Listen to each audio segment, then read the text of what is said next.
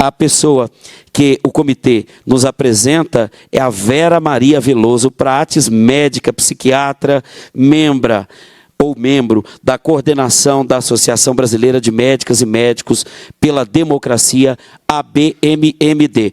Com a palavra, seja bem-vinda. Boa tarde, eu queria agradecer ao deputado Leleco Pimentel, o deputado Padre João, todos os parlamentares aqui presentes e todos que participaram, todas e todos que participaram da organização dessa audiência e nos permitiram estar aqui dando voz a todas, a livre manifestação de todos. Eu fico imaginando que algumas pessoas ficam se perguntando o que médicas e médicos têm a ver com uma questão política, relações internacionais do outro lado do oceano, né? Antes de mais nada, nós, médicas e médicos, somos cidadãos brasileiros, somos cidadãos do mundo, e, como tal, podemos e devemos estar presentes em todas as questões da humanidade, principalmente naquelas que dizem respeito à saúde pública e individual das pessoas. Depois, porque nós, médicos e médicas pela democracia, nós não acreditamos, nós não admitimos uma medicina que seja pautada pelo mercado, pelo lucro, pela busca do status social, do poder. Para nós, a medicina é um instrumento, um a mais, vários outros existem, mas um instrumento importante a serviço do bem-estar, da dignidade da pessoa humana, a serviço da vida. E, como tal, nós nos associamos, formamos nossa associação, que, dentro dos nossos princípios fundamentais, está escrito na nossa carta, né, se propõe a construir pontes de entendimento e de escuta, que se propõe a defesa da democracia, da ética, da condição humana, da proteção do exercício da medicina em condições dignas de trabalho. E, quando a gente fala dessa proteção, não estamos falando aqui do coleguinha sentado no consultório do lado, não, cobrando consulta e fazendo receitinha. Nós estamos falando da grande família humana que somos todos nós nesse mundo, né? E, bom, então, acreditamos e lutamos pelo direito inalienável do ser humano, da vida, da dignidade, da liberdade, de proteção, de segurança, né? E repudiamos qualquer forma de tortura e de tratamento indigno e degradante ao ser humano. Portanto, nós ficamos muito, assim, claro que nós ficamos muito aborrecidos, nos solidarizamos, publicamente, inclusive, quando do ataque do Hamas ao povo israelense, né? Inclusive com vítimas que também são inocentes. Né? A gente sabe que o Hamas é um grupo de resistência, mas nem por isso a gente deixa de lamentar a vida de pessoas inocentes que se foram. Mas os números falam por si, né? E o número de 45 dias depois do início da retaliação de Israel, né, foram 10 vezes... O número de morte era 10 vezes maior, né? Dentre desses... Bom, então... 45 dias depois do início dessas retaliações, eram 10 vezes maior o número de mortes. Já eram 45 mil palestinos mortos, e desses 40%, 6 mil eram crianças, né? Paralelo a isso, nós assistimos assim, meio que assustados, né, impactados com ataques, bombardeios a hospitais, a serviços de saúde, com mais de 200 mortes de profissionais de saúde, inclusive de colegas médicos. E isso nos sentimos compelidos a participar do comitê, nos inteirar melhor, e construímos juntos um evento na Faculdade de Medicina para entender melhor essa crise humanitária, essa crise sanitária que se abalava sobre o povo palestino.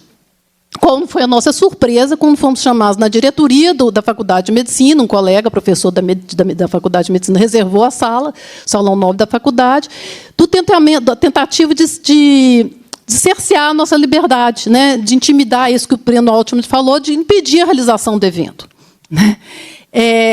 Uma tentativa de, dentro de uma universidade, né, que sempre teve essa liberdade, inclusive nos piores tempos da ditadura militar, a gente se viu essa tentativa de coibir essa liberdade de expressão agora pelos sionistas, não é pelos judeus, né? Nós fizemos o evento com a presença da doutora Raquel Bandeira, que trabalhou recentemente em Gaza e nos fez um retrato assim, muito, muito triste da questão da saúde. Ela esteve lá antes do atual conflito, e a gente fica sabendo que esse problema de saúde, lá, da saúde pública, lá, é muito anterior. Existe um embargo na entrada de medicamentos na faixa de Gaza e na Cisjordânia. O exercício da ajuda da medicina lá, seja por médicos palestinos, seja por Médicos Sem Fronteira e outras organizações internacionais, é muito precário pela falta de insumos, né? pessoas que falta remédio, falta analgésicos básicos, isso sempre houve. E existe sempre assistiram também um número muito grande de feridos por qualquer rebelião, elas são duramente impedidas pelo exército de Israel e são muito feridos, muitas pessoas amputadas. E pior do que isso, eu acho que o tempo vai ser pouco para falar de como que essa situação se agravou depois desse evento, né?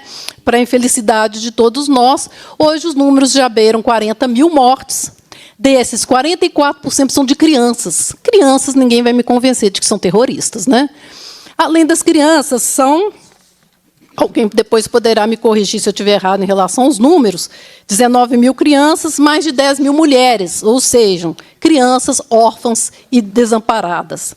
Um número absurdo e não contabilizado de desaparecidos e de amputados.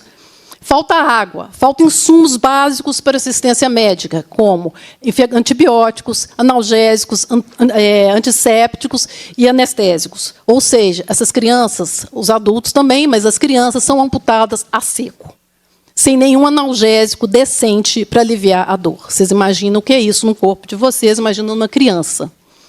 Mais de 90% da água de Gaza ela é imprópria para uso. Os serviços médicos eles existem sem um mínimo de condição de higiene, quem dirá de asepsia, adequada para a realização de procedimentos médicos, os mais variados. Então, muitas infecções que poderiam ser evitadas com o mínimo de condição de asepsia, de uso de antibiótico, muitas pessoas morrem por infecções facilmente evitáveis em outros lugares do mundo. Epidemias já assolam grande parte do território de Gaza.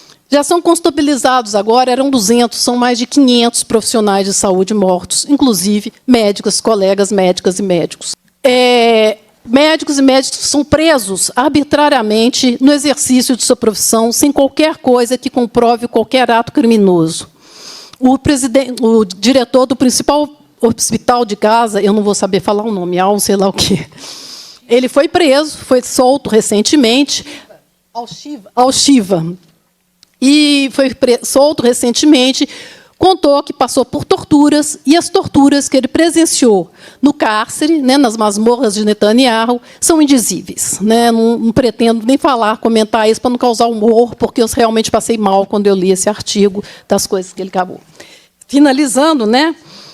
O desrespeito, o desprezo, o boicote, ou mesmo ataques escancarados a profissionais, aos hospitais e serviços de saúde, a impedimento de entrada de ajuda humanitária, deixam claro que isso não é uma guerra.